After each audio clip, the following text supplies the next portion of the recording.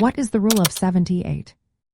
Have you ever wondered how interest is calculated on loans, especially when it comes to short-term financing? The rule of 70, it is a method that plays a significant role in this area.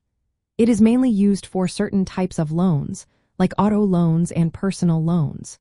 This method is also known as the sum of the digits method.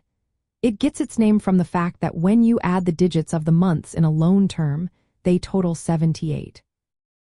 For example, if you have a 12-month loan, the digits from 1 to 12 add up to 78.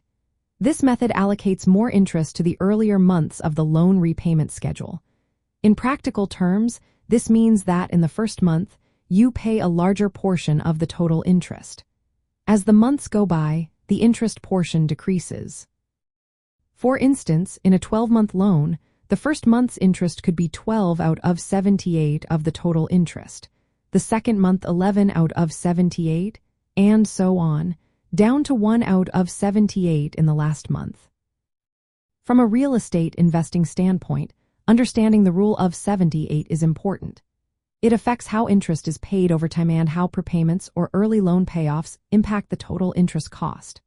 Unlike simple interest loans, where interest is calculated evenly on the outstanding principal, the rule of 78 front-loads interest payments.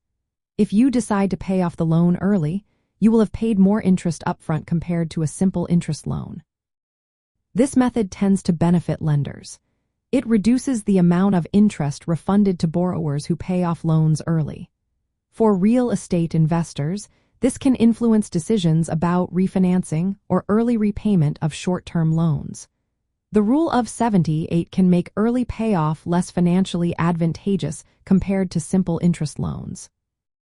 Typically, the rule of 78 is applied to loans shorter than 61 months.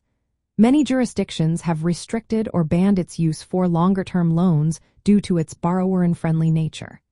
In the realm of real estate financing, most mortgages use amortization schedules based on simple interest rather than the rule of 70.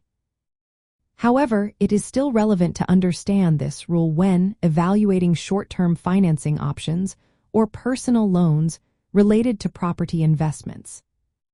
In summary, the rule of 78 is a method of allocating interest that results in more being paid in the early months. It is primarily used for short-term loans with pre-computed interest.